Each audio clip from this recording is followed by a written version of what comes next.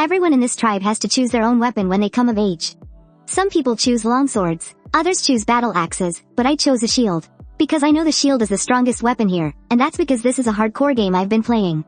The world of Dungeons and Golems. In this hardcore game, after a player dies, their character's original data isn't saved. Instead, you have to start leveling up a new character all over again. After playing this game for a full 9 years, I finally reached the final boss's room. Just as I clicked to enter the room, a window popped up. You may never be able to return. Do you really wish to enter? But what I didn't know was that clicking confirm would completely shatter my peaceful life. I immediately clicked yes. As the screen loaded, I was wondering what kind of skills the upcoming boss would have. When I noticed 3 more windows popping up on the screen, you have reached the abyss. Newbie tutorial complete. Subject confirmation complete. Before I could even react, a bright light burst out from the screen. I suddenly felt a burning pain all over my body, and then I lost consciousness as I was sucked into the screen. When I opened my eyes again, I found myself facing a scene beyond imagination. Torches replaced LED lights for illumination, and all around me were muscular barbarians. There was also a big guy who had been shouting loudly from the very beginning. I looked down at my strange body. I had turned into a muscular barbarian myself, and I realized that some kind of ritual was taking place here. People whose names were called would go forward to choose a weapon for themselves.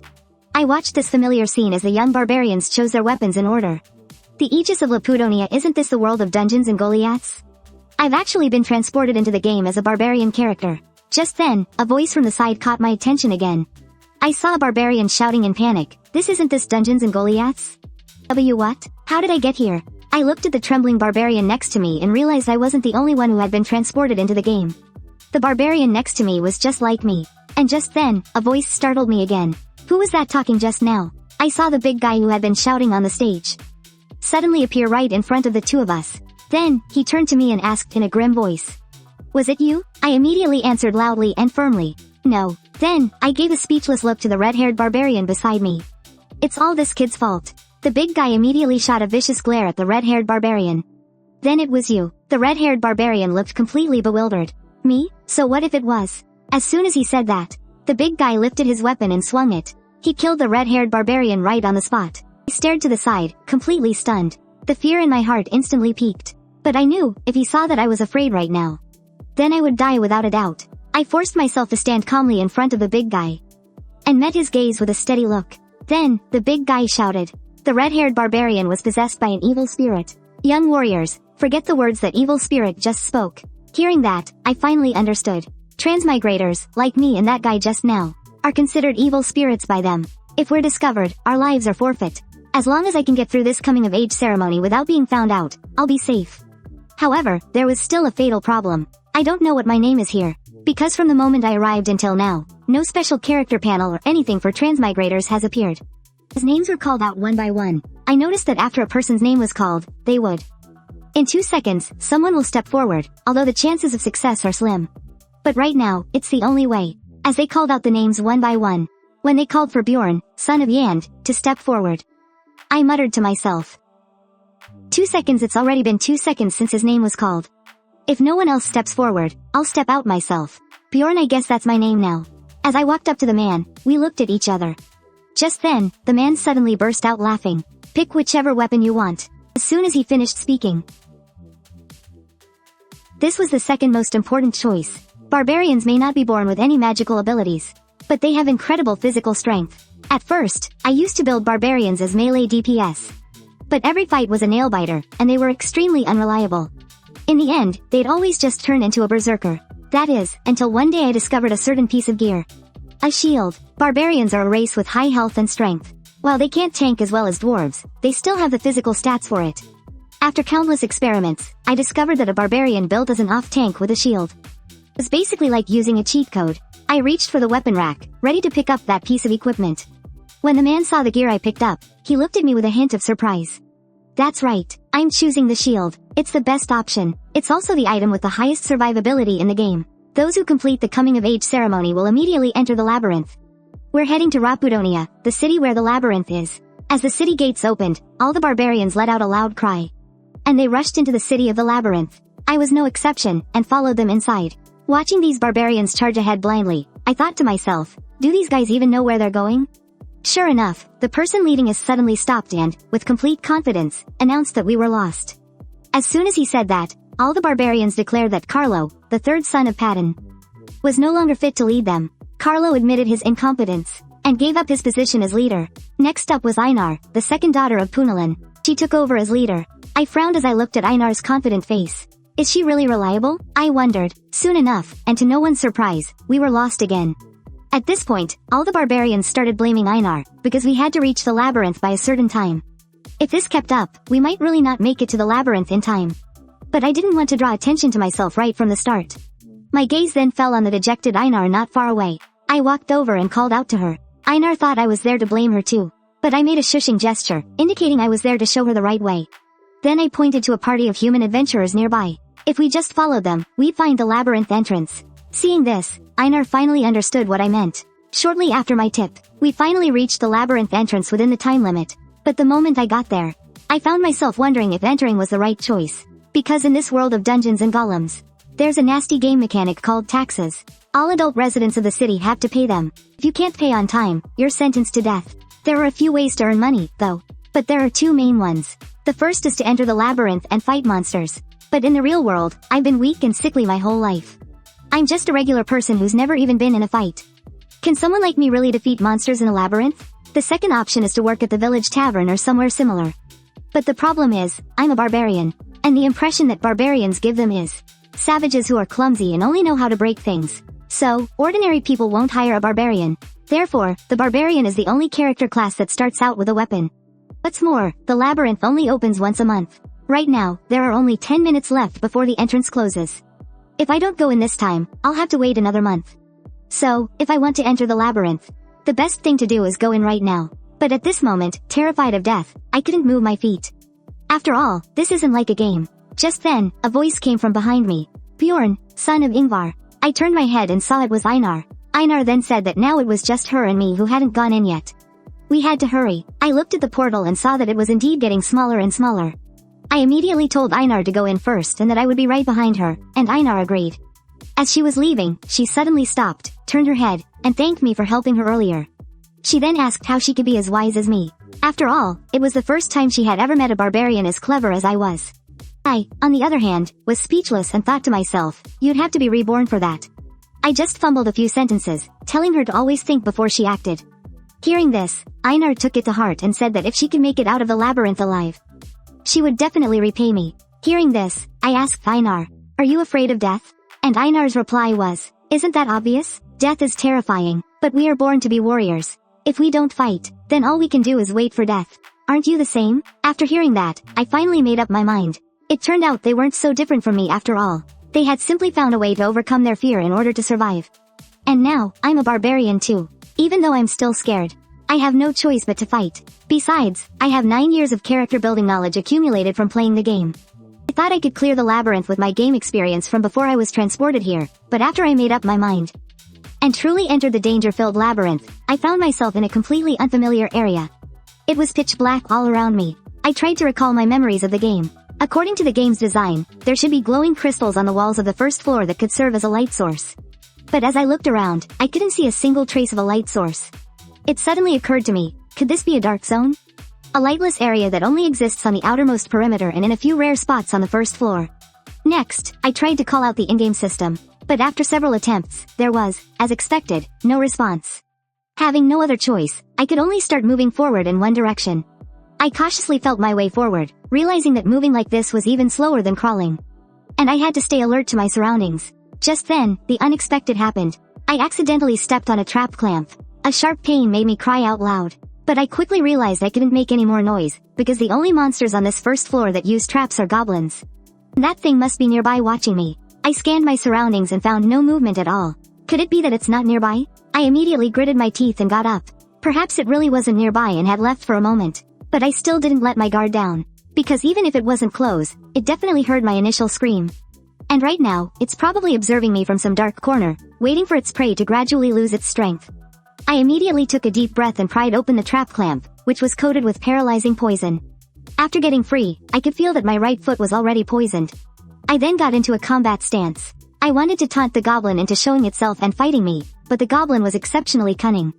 It still didn't appear. I then announced, I'm leaving. You can just keep hiding. And as I walked, I started furiously trash-talking the goblin's family. Just then, I heard the sound of footsteps behind me. I looked back, but it was still pitch black and I couldn't see a thing. All I knew was that he was behind me, following me.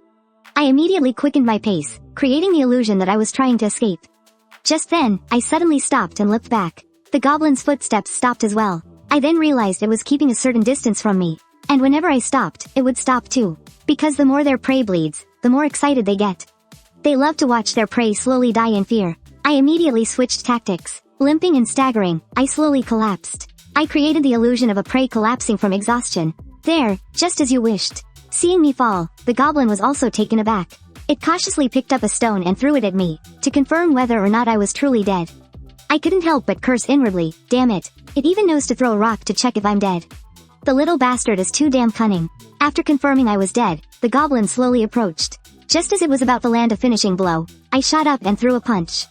But because I miscalculated the distance, I missed. And the goblin, seeing my punch miss, gave me a mocking look. However, that very mockery triggered my barbarian body's instincts. I lunged again with incredible speed, grabbing the goblin and slamming it to the ground. Then, 1 punch, 2 punches, 3 punches, I unleashed all my rage for how it had toyed with me. After I beaten the goblin to a pulp, it dissolved into a wisp of white smoke and vanished. And on the ground, a red stone appeared.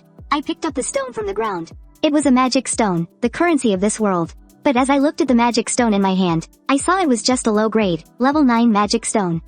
Barely enough to buy a single piece of bread. I couldn't help but laugh at myself. The goblin I fought so desperately to kill was only worth enough for a piece of bread in the end. Although I was unwilling to accept it. This is how this world is. This isn't just the game world I knew. It is also my reality now. Dragging my limping body, I headed deeper into the labyrinth. As time went by, I lost track of how long I'd been walking. At some point, I chose to abandon my human dignity and crawl forward like a dog. Because only by doing this could I move quickly without using my injured leg. Plus, by crawling forward like this, I no longer had to worry about stepping on traps. But even so, my wound was still bleeding. I have to find someone who can help me, and fast. I remember that as long as I keep moving in one direction, I should be able to get out of this dark zone.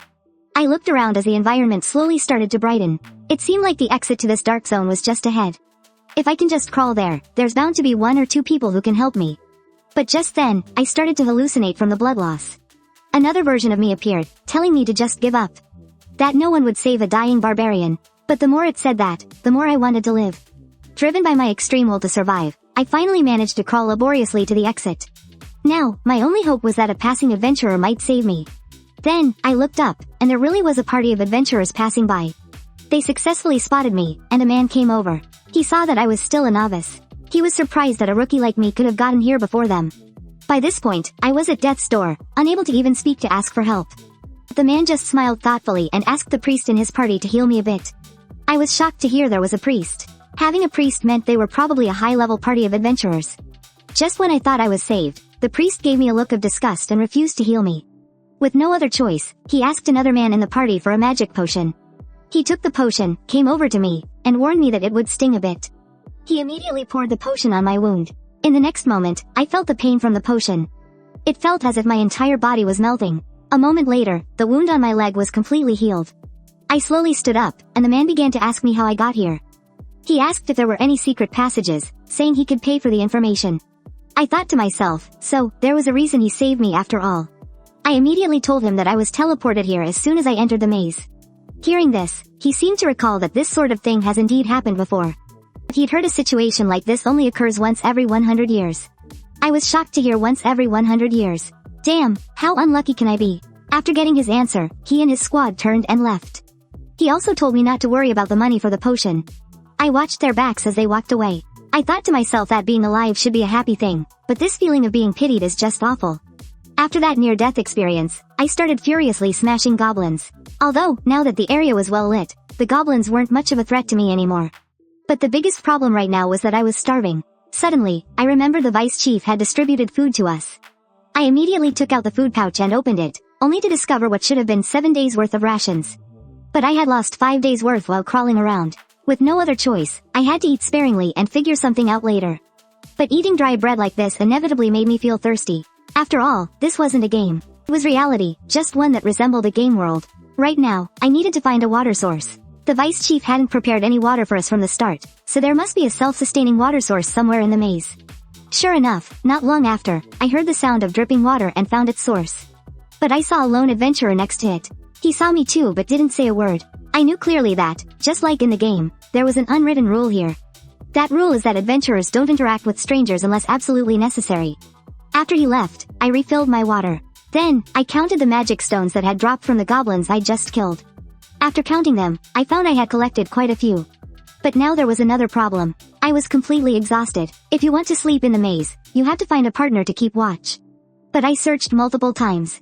And unsurprisingly, everyone refused. Just as I was getting pissed off, I heard a voice from behind me. An adventurer named Hans found me and offered to be my watch partner. Since I really couldn't find anyone else, I had no choice but to accept his invitation. He then suggested we play rock paper scissors to decide who would sleep first. But, as expected, I was the one who lost. Then, Hans took out a pocket watch to time the shift. When the time was up, I was to wake him so we could rotate. As time went by, it was soon the agreed upon time. So I woke Hans up. After he got up, he told me to rest easy. He said he would wake me up in 2 hours, but how could I possibly rest easy? After all, I couldn't trust this guy who had approached me out of the blue. I immediately lay down and pretended to snore. I was trying to create the illusion that I was sound asleep. But the result was that I didn't sleep a wink for those 2 hours. During the 2 hours I was pretending to sleep, the guy didn't do anything. Still, I couldn't let my guard down around someone I'd just met. But I was just so exhausted now. Gradually, I couldn't fight it anymore, and my eyelids slowly closed. I don't know how much time passed before a voice startled me awake. Bjorn, I had actually fallen asleep. And it was Hans who had woken me. I immediately wanted to make an excuse, but Hans told me to wipe the drool off my face first.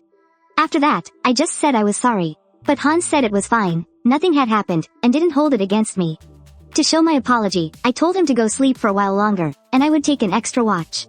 But Hans just smiled and said there was no need. He noted how tired I looked and urged me to go to sleep. Just then, I thought I noticed something. My face turned grim as I thanked him. I then lay down again, preparing to sleep. However, this time, I still had no intention of letting my guard down. Because in the game I knew, there was no way someone could be this friendly. Just then, my eyes snapped open. I saw Hans standing above me, grinning. He was holding a huge hammer, aimed right at my head. Then, the hammer came down. I did a quick roll to dodge the fatal blow, then rapidly created distance between us. Hans stared at me with a look of utter disbelief that I had dodged his surprise attack and quickly tried to stammer out some kind of excuse. But at that moment, my rage had reached its peak. I struck him with my shield at lightning speed. But Hans actually managed to stay on his feet after taking my hit. He really is different from a goblin. If one hit won't take him down, then I'll just hit him again. I immediately slammed down with my shield again, sending Hans flying several meters away. I slowly walked, step by step, toward Hans, who was crawling on the ground. At this point, Hans finally admitted he was wrong. He pleaded with me to spare his life. With a dark expression, I asked him why he did it. His answer was that he wanted to knock me out and steal my magic stone. Oh, right. And my shield too, because the weapons of the barbarian race are of very high quality. They can be sold for a good price. But I immediately gave him another kick. I'm giving you one last chance. You'd better tell the truth. I knew that in this game, killing an adventurer is a serious crime, so he definitely had another reason. It's the heart. Hearing this, I was completely baffled. The hearts of barbarians are selling for a very high price right now because they can supposedly be used as a raw material in newly developed magic. And at that moment, I finally understood. To him, I was nothing more than a bigger goblin. A creature that would yield great wealth once hunted. I asked Hans again why he didn't attack me the first time I was asleep. His reply was that he also needed to rest. He continued to beg for mercy, saying he had told me everything he knew. You'll forgive me, right? I just stood there, stunned, for a long time. Then I suddenly started laughing and said, forgive you? If I do, I'll probably run into a lot more guys like you. Am I supposed to forgive every single one of them? I immediately raised my shield high and brought it down hard on Hans's head. And it was after killing a person for the first time that I started to live more like a person myself. Because I took all of Hans's equipment. When I was thirsty, I could drink water from his canteen. If I lost my way, I could look at the compass. When I wanted to know the time, I could look at the pocket watch. If I was injured, I could use potions, bandages, and herbs. Wielding Hans's large hammer, I smashed through the goblins in the labyrinth, one by one. I couldn't help but sigh, thinking it would have been better if I had chosen a weapon from the start. But then again, I didn't know I was this strong back then. Just then, I noticed 2 more goblins had appeared beside me. Unlike yesterday, the labyrinth was now filled with goblins that traveled in groups. But with my new weapon, these small fry were still no match for me, each falling to a single swing of the hammer. Although I was making good progress overall, I was about to die from exhaustion. I had thought that sleeping without an overnight partner might be a good thing. Even if I got stabbed by a goblin's knife, my chances of survival would be higher. But I quickly gave up on that idea, because this group of goblins appeared again just as I was dozing off. I immediately jumped up and finished off the goblin in front of me with one blow. The remaining one saw my intimidating aura and scurried away. To save energy, I didn't bother chasing it. 714 hours had passed since I parted ways with that guy, Hans. It was time for people to find new overnight partners again. I also noticed that starting today, many humans were inviting me to join them. But I turned them all down, one by one. Ever since I found out how valuable my heart is, I just can't bring myself to trust humans anymore, unless they are my own kind. I then mentioned I was looking for my people. A human nearby overheard me and said with surprise, "It'll probably be hard for you to find your own kind, right? There should be less than 100 of your people still on the first floor." Thinking about it, he was right. The barbarian race has strong bodies. It was indeed a bit ridiculous for any of us to still be lingering on the first floor. But right now, I really needed to find a trustworthy overnight partner. It just couldn't be a human. It had to be a non-human, at the very least. Although there are fewer of them than humans, there are more of them than my own kind. After coming to this conclusion, I wandered inside the cave for nearly an hour. Just then, I discovered an elf cowering in a corner not far away. However, when the elven girl looked up and saw me, she was instantly startled, and her face immediately showed a "don't come near me" expression. An elven girl, usually so proud and distant, was kneeling and begging me, a barbarian, for mercy. She said she still had a young sister to take care of. This happened while I was looking for a partner to stand watch. I found an elf girl curled up in the corner, but she warily raised her bow and arrow at me. That's when I noticed the wounds on her body and immediately asked if she'd been hurt by humans. But the elf girl didn't answer my question, so I decided to get a little closer and ask again. Just then, a clear voice rang out. The elf girl actually dropped to her knees and said, "Please, spare me, barbarian mister." Seeing this, I just stared at her, completely dumbfounded. Then, with tears in her eyes, the elf girl went on, saying she had a little sister at home she needed to take care of, and begged me to let her go. I was speechless. How could an elf have so little backbone? I mean, based on her looks, I thought she'd be some kind of cool, elegant lady. If I'd known this was her personality, I would have approached her in a friendlier way. So, I changed my approach and said with a smile, "Don't worry. I'm not trying to kill you." But in her eyes, it looked like a completely different situation. She was instantly terrified and just started crying even harder. I couldn't help but wonder, what the hell did barbarians do in the game? Our racial reputation is terrible. Having no other choice, I just pulled some herbs out of my pouch and tossed them into her lap. The elf looked down at the bandages and healing herbs in her hands, and asked with a confused look, "Why are you giving me these?" I put on a serious face and replied, "Do you need a reason to help someone?" But really, the most important thing was that I wanted her to be my overnight companion. Because not only was she injured, she was also severely sleep deprived. Plus, she was so beautiful. No matter how you looked at it, her situation was way worse than mine. A moment later, the elf had quickly finished treating her wounds, and it seemed like her guard around me had relaxed quite a bit. After we introduced ourselves to each other, I learned her name was Aierwen. Then I asked her why she was so afraid of me. Aierwen told me, "Aren't barbarians and elves enemies?" I was shocked to hear that. In the game I played, I only remembered that the relationship between these two races was pretty good. I had no idea they were supposed to be hostile. Just then, Aierwen quickly explained that war ended 10 years ago. "I don't hold any grudges against barbarians, so I don't want to fight you." Hearing that, I was silent for a moment, then said I felt the same way. Then I spoke up, inviting Aierwen to be my overnight companion. After hearing my invitation, Aierwen fell into thought. She said she'd heard that barbarians, as warriors, value their honor above all else. So, as long as I could swear on my honor as a warrior that I would absolutely not harm her, then I, in turn, will promise on my honor as an elf that I will never harm you. I immediately agreed. Then, we began to swear our respective oaths. After we finished, I told her I could go to sleep first. That way, she should feel more at ease. But Aierwen said that she wasn't actually as uneasy as I made it sound. But since you put it that way, I took out a practical pocket watch and handed it to Aierwen, telling her to wake me up when it was time to switch watch. Then I quickly lay down, thinking I'd try to pretend to be asleep for 10 minutes first. But when I opened my eyes again, Aierwen was waking me up. I guess I didn't even get the chance to pretend. I must have fallen asleep instantly. Could it be because of the sleeping bag and blanket? Then, I casually tossed the blanket and pillow over to Aierwen, telling her she could use them. After Aierwen took the soft blanket, she immediately lay down and thanked me for my kindness. Soon after she lay down, she was fast asleep. It looked like she'd had just as exhausting a day as I did. After we had taken turns on watch a few times, it was finally time to set out. I looked over at the soundly sleeping Aierwen. There were 10 minutes left. I wondered, should I invite her to travel with me? After all, an elf's combat prowess is considerable. But then again, we'd have to split the loot. Although from the third day on, goblins would start appearing in groups. Right now, I could still take on 3 or 4 of them by myself with no problem. Just as I was hesitating, 2 adventurers appeared not far away. After spotting the 2 of us, they started whispering to each other. It seemed like they knew Aierwen. They asked me what my relationship with him was, and I told them he was my overnight partner. But one of the adventurers said, an elf actually teaming up with a barbarian. That's pretty rare, so, how much longer? My face immediately darkened as I replied, I have no obligation to answer your question. The 2 of them were instantly startled by my aura. Seeing that they weren't going to get any useful information from me, they turned and left. After they were gone, I had a feeling they were probably looking for Aierwen. I immediately tried to wake Aierwen, but he acted like a little kid refusing to get out of bed, telling me to let him sleep for just 5 more minutes. I was so mad I could have burst a blood vessel. We're about to be done for, and you're still in the mood to sleep? I immediately tried to wake the soundly sleeping Aierwen, but no matter how much I called out to him, he just wouldn't wake up. It was at that moment I realized this little brat was pretending to be asleep. The next second, I grabbed Aierwen and pulled him up.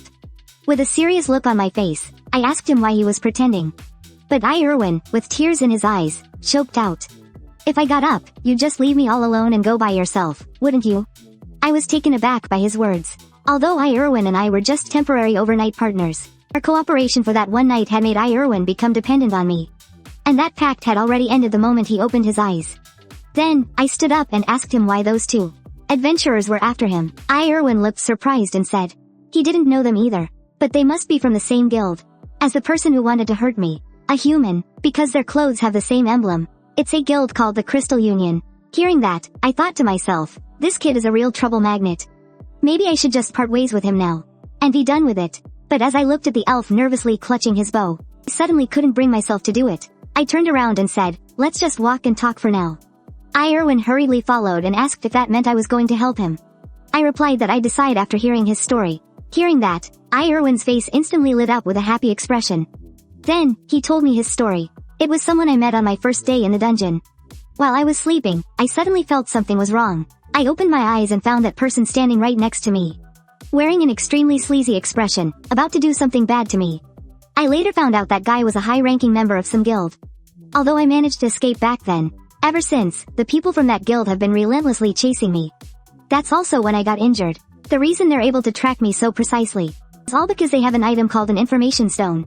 An information stone is a magical item. If you resonate with it beforehand, you can talk to the other person from a distance. Its range is about a 300-meter radius. Hearing this, I furrowed my brow. Isn't that basically a walkie-talkie from the real world? It seems if I just stand by and do nothing, it's only a matter of time before Aierwen gets caught. Then, I looked at Aierwen again and asked another question with suspicion. You don't seem to have done anything wrong, so why are they still chasing you so relentlessly? But Aierwen, with a happy look on her face, waved the bow in her hand and explained that when she first started running, the knife she was waving around wildly stabbed someone in a bad place.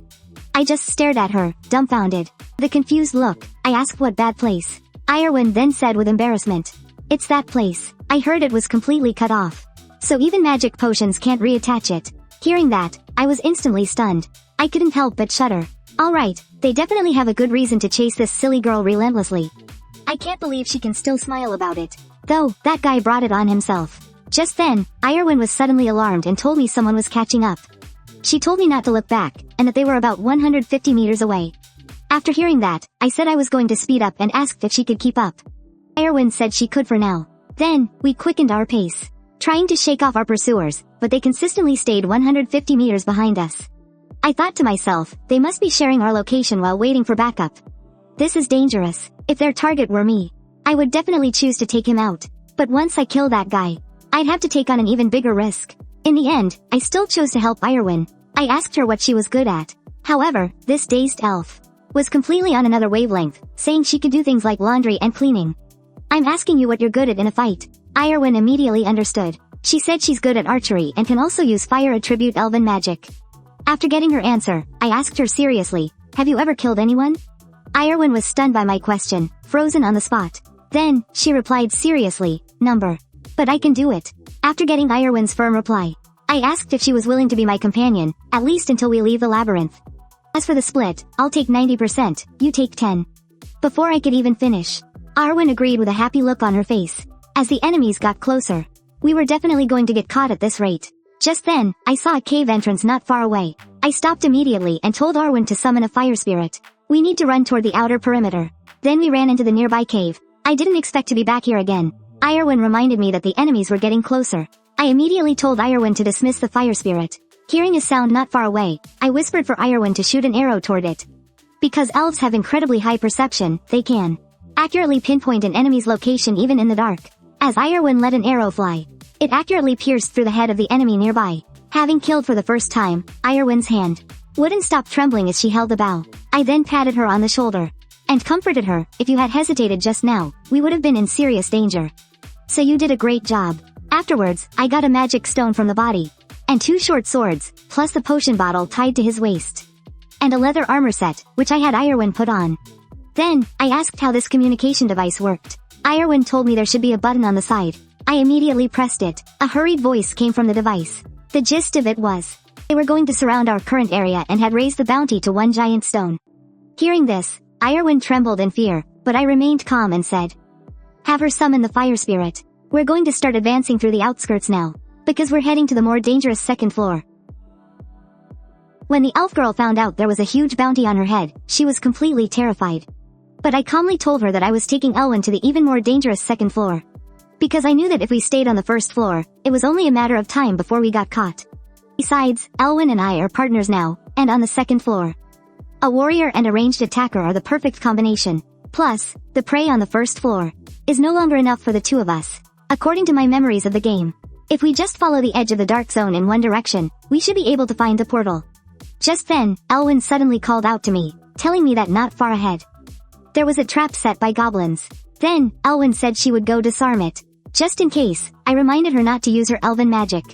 At that very moment, 2 goblins suddenly jumped out from behind Aierwen. Aierwen immediately dodged, avoiding the goblins' sneak attack. Then she quickly fired an arrow to finish one of them off. Before the last goblin could even react, Aierwen took it down from behind. After skillfully dispatching the 2 goblins, Aierwen looked at me, clearly looking for praise, and I gave her a not bad rating. After getting my praise, Aierwen looked happy. Then she took the magic stone the goblins had just dropped, and handed it to me, saying she remembered our earlier agreement. I take 90%, and she takes 10. She then started talking about her little sister back home, who's been pestering her for something she wants for a long time. She said if we keep hunting monsters like this, she should be able to earn quite a bit. After hearing this, I was a bit speechless. Why does it feel like she's indirectly scolding me? Just then, a message came through, announcing the bounty had been raised to 20,000 megaliths. I saw Aierwen looked very worried. I reassured her, "Don't worry. There won't be anyone who's going to search the entire dark zone just for us." But, since we entered the dark zone, with my bad luck, something unfortunate should have happened by now. Before I could even finish that thought, I spotted several ghouls up ahead. I was startled when I saw them. The monsters that appear in different areas of the first floor are all different. Ghouls usually appear in the southern area. Did we wander in the dark and accidentally get too close to the boundary line? Aierwen then asked if she should take them on alone again. But I drew my weapon. I told her we'd fight together this time, because you only get experience for fighting the same type of monster once. So, to level up, you have to defeat all kinds of different monsters, like filling out a bestiary. Then, I had Aierwen cover the rear while I took the front. I controlled my distance as I approached the stone lion ghoul, because it would only attack when I got within a certain range. I used this trait to quickly take out the first one. Although the ghouls are stronger and faster than goblins, even so, a level 9 monster still only uses simple attack patterns. Besides, I have a reliable partner. These little monsters are a piece of cake. We continued north for 3 days. Suddenly, Aierwen spotted a large bloodstain on the ground. When I saw it, I froze on the spot. A thought suddenly crossed my mind. It can't be, can it? As we followed the trail of blood, at the end of the trail, there was a trap and a shoe. I stared at the trap and the shoe, speechless and frozen to the spot. Isn't this the exact spot where I entered the labyrinth? And yet, right behind me is the portal to the second floor. I remember crawling in the opposite direction of that portal back then. Suddenly, all my pent-up frustration finally exploded. I slammed my fist into the ground, startling Aierwen, who stood beside me, at a loss for what to do. I gritted my teeth in anger. If only I had gone in the opposite direction back then. What the hell? How unlucky can I possibly be? Seeing this, Aierwen began trembling in fear and asked if he had done something wrong. He said I could just tell him. I told Aierwen not to worry. I wasn't angry at him. Hearing this, Aierwen suddenly seemed to think of something. "Mister, have you really suffered a lot?" he asked. I was completely baffled by the question. Could he have guessed what I was angry about just from the situation at hand? But what I didn't expect was that he had completely misunderstood. He thought I was angry because I had lost a precious companion here. I quickly cut him off before he could continue. I asked Aierwen if he was ready to head to the second floor. And Aierwen's reply was that although he was a little scared, he felt that he probably wouldn't die so easily if he followed me. With that, we entered the portal to the second floor. We had arrived in the Goblin Forest. This is the most precious drop on the second floor of the labyrinth, Monster Essence. It allows the person who absorbs it to gain a corresponding active or passive skill. But I took this cheat-like item and gave it directly to Aierwen to absorb. The condition was that he had to promise me one thing. The reason for all this is that we were trying to avoid the bounty hunters on the first floor. So, we chose to go to the more dangerous second floor of the labyrinth. Because, after a set amount of time, the labyrinth will teleport all explorers back to the city. For the first floor, that time is 168 hours. For the second floor, it's 240 hours. All we have to do now is survive on the second floor for 168 hours. And return to the first floor before the 7th day ends. Then we can be safely teleported out of the labyrinth. However, we can't just stay by the portal forever, so I plan to take Aierwen and explore the surrounding area. And yet, ever since Aierwen arrived on the second floor, it's like he's returned home. That's because the first floor has 4 portals leading to the second, each opening into a different territory. To the east is the Beast's Lair, to the south is Blackstone Mountain, and to the west is the Land of the Blessed. And where we are now is the Goblin Forest to the north. With his unique elven hypersensitivity and his familiarity with the forest, Aierwen managed to find all the traps set by the goblins using just small stones. Although Aierwen looked smug, I didn't feel the need to praise him excessively. I told him that finding traps is what he's supposed to do, because he's an official explorer now. Hearing that, Aierwen beamed with joy. Looks like I just need to sweet-talk him a little from now on. But soon, while clearing traps, Aierwen discovered something. There were clearly a lot of traps nearby, but there was no sign of any goblins. But I know that the goblins on this floor are different. The goblins on the second floor don't necessarily set up ambushes. On the second floor, the goblins' characteristic is they often appear in groups of 10, and occasionally, there are variant individuals like goblin swordsmen and goblin archers. The deeper you go, the more variants you'll find. You might even encounter high-level monsters. So we only plan to stick around the portal area. First things first, we need to clear out all the traps near the portal. Because if any danger appeared, we could also escape to the first floor immediately. Thanks to Aierwen's efforts, we cleared out a lot of the traps. The area we could move around and also expanded quite a bit. All I had to do was stay by his side and praise Aierwen from time to time, and he'd be overjoyed.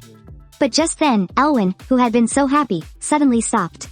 He told me that there was a group of goblins about 50 meters away. He wasn't sure of the exact number, but there were definitely more than 10 of them. However, it seemed the goblins hadn't spotted me yet.